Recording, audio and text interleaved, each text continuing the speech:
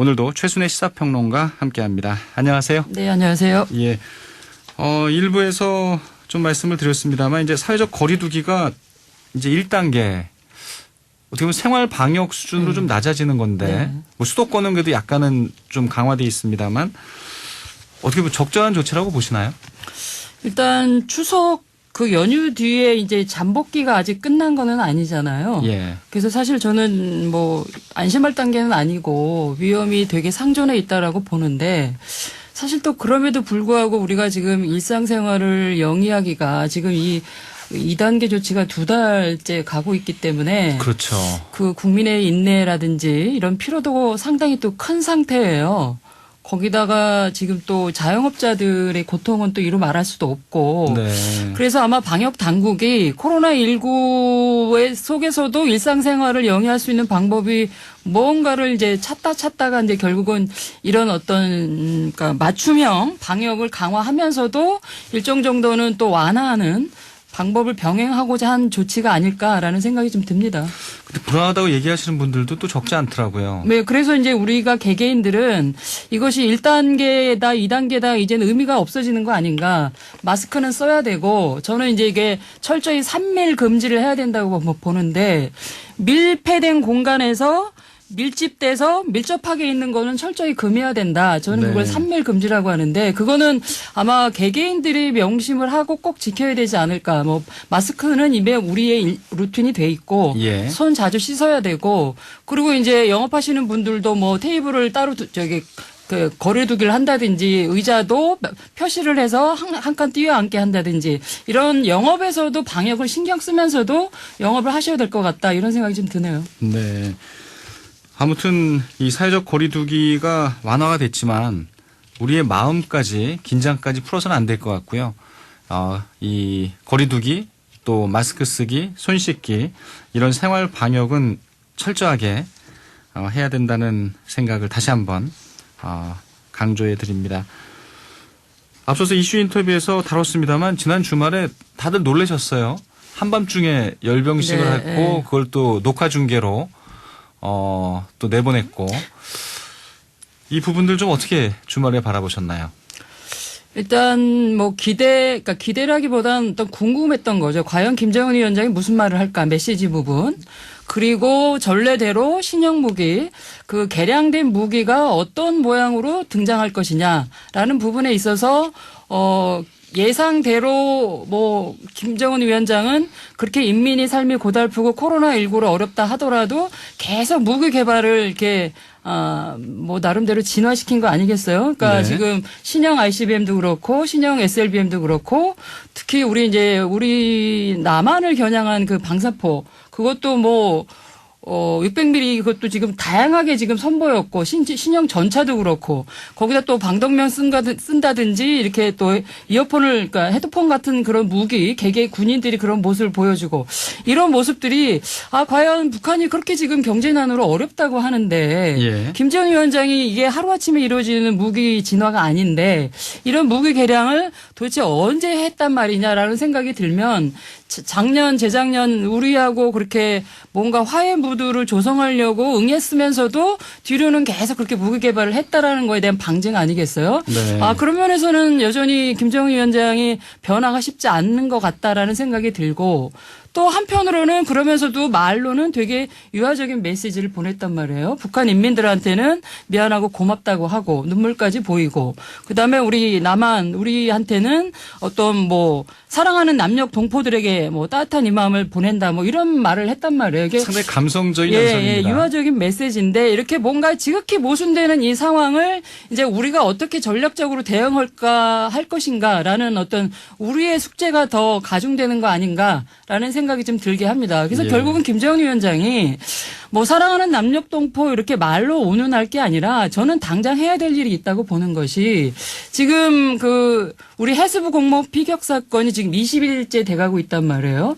근데 이제 우리가 공동조사 하자고 했음에도 불구하고 계속 묵묵부답이에요. 지금 뭐 북한을 잘 아는 분들은 공동조사 쉽지 않을 거라고 진단을 하는데 저는 김정은 위원장이 사랑하는 남녘동포에 대한 진정성을 과시하려고 그러면 예. 공동조사에 응할 필요가 있다. 그것이 왜 그러냐면 어쨌든 우리 그 공무원 피격 사건으로 우리 국민들의 정서가 지금 되게 안 좋거든요. 김정은 위원장에 대해서 좋죠. 네, 변함이 없고 예. 북한에 대한 신뢰도가 지금 떨어지고 있고 더 나아가서 문재인 정부의 대북 정책에 대한 신뢰도도 떨어지고 있는 상황인데 김정은 위원장이 그 말에 진정성이 있다 그러면 공동조사에 응하고 우리 국민들이 납득할 만한 어떤 결과 발표를 해줘야 되거든요. 그래야 우리 그 국민들에 대한 신뢰를 본인 스스로도 회복할 것이고 본인이 만약에 문재인 대통령에 대한 요만큼의 어떤 심정이 사려심이 있다 그러면 그 부분에 대해서는 우리 정부가 요구도 했거니와 네. 우리 국민들의 정서를 좀 조응해줘야 된다, 따라줘야 된다. 저는 이거는 김정은 위원장이 당장 뭐 미국 대선 기대할 것이 아니라 당장 우리 국민들을 위한 존중의 심정이 아닌가 이런 생각을 합니다. 네. 청취자 문자를 좀 소개해드리면요. 4075님. 이 북한 열병식의 눈물은 악어의 눈물입니다. 울지 말고 핵무기를 버려야 합니다. 이렇게 문자를 주셨네요. 3971님도 북한에 대해 너무 낭만적으로 보고 말려드는 게 아닌지 걱정됩니다. 이런 의견도 주셨고요. 3271님은 그 속을 누가 알겠습니까? 이렇게 또 경계하는 목소리들을 많이 담아내고 계시네요. 그러니까 이제 남북 관계 복원 어떤 대화 이번 이제 열병식을 통해서 그 말을 통해서 김정은 위원장의 말을 통해서 남북 관계 어떤 관계 개선의 청신호다. 뭐 대화를 다시 재개할 수 있는 기대를 갖게 한다. 이렇게 하려면은 이제 반전이 필요한데 그거는 철저히 김정은 위원장의 선택에 달려 있고 네. 한편으로는 문재인 대통령의 어떤 무게 내지는 그 고심이 더 깊어질 수 있는 대목이라 그거는 김정은 위원장이 정말 의지가 있다 그러면 남과 북이 손을 잡고 정말 한반도 평화를 구축하고자 한다면 그 부분은 저는 대응을 해줘야 된다라는 생각을 합니다. 네. 4329님은요. 지금 북한 측은 태풍 피해 또 코로나로 인해서 엄청난 고난 속에 있다고 생각합니다. 참 힘든 세상을 겪고 있습니다. 이렇게 또 의견도 주셨네요. 예. 그 정도로 얘기하고요. 오늘 뭐 시간이 길진 않습니다만 요즘 보면은 이제 얼마 안 남아서 그런가요? 4월 초면에 이제 서울시장, 부산시장 보궐선거가 있는데 먼저 그 야당에서 이 뭔가 좀 시동을 먼저 걸고 있는 것 같아요. 그럴 수밖에 없는 게 지금 국민의힘이 지금 재보궐선거가 얼마 남지도 않았고 대선도 뭐 사실 약 1년 반밖에 남지 않았는데 네. 그 지지율이 계속 그냥 정체되고 있어요. 그러니까 이 정체되고 있는 지지율을 좀 타개해 나가야 되는데 그 지지율이 그럼 왜 정체가 되느냐의 원인 중에 하나가 차기 주자들의 어떤 활동력이 보이지 않는다는 거죠. 차기 주자들의 면면들이 차기 주자라고 하는 건 대선 주자를 그렇죠. 얘기하는 거죠. 예, 왜냐하면 이제 뭐 단적으로 민주당만 보더라도 차기 주자라고 하는 뭐 이낙연 대표나 이재명 지사의 어떤 그 지지율이 계속 이제 뭐 당의 지지율과 문재인 대통령 정부 지지율을 또 견인하는 측면도 좀 있고 기대치를 갖게 하잖아요. 네. 근데 이제 정권을 탈환하겠다는 야당의 입장에서는 사실은 지금 뚜렷한 인물이 보이지 않아서 거기서 오는 국민들의 어떤 기대치가 낮은 측면도 있거든요. 물론 또 그렇게 될 수밖에 없었던 이유가 김정은 위원장이 이런 그 차기 주자들에 대한 잠룡들에 대한 어떤 시니컬한 어떤 코멘트가 저는 일정 정도 작용을 했다고 보는데 김정일 위원장이 그 기성 그 후보군에 속한 야당 내 분들에 대해서 좀 불신감이 큰 것 같아요.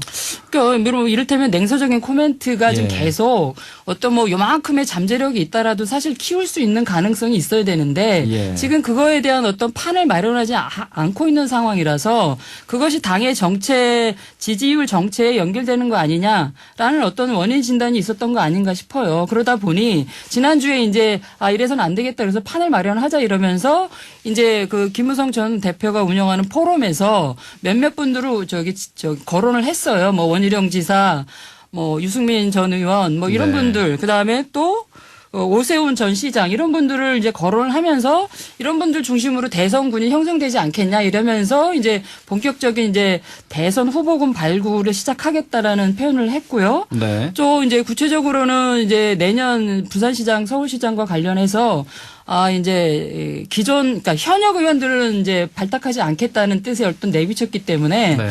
기존의 어떤 초선 중심 내지는 삼심성 중심의 인물 발굴에서 어떤 기조 변화가 생긴 거 아니냐 이런 또 예측을 하게 해서 뭔가 그러니까 예를 들면 재선 3선 이상 또 전직 의원들이 다선의 전직 의원들이 재보궐선거를 준비하게끔 하는 그런 분위기가 지금 조성되고 있는 상태죠. 네.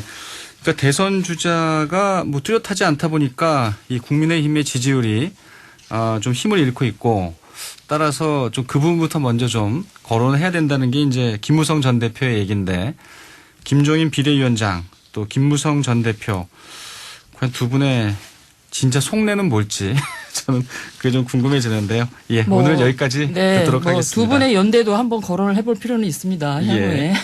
예, 오늘 얘기 고맙습니다. 네, 감사합니다. 최순애 시사평론가였습니다.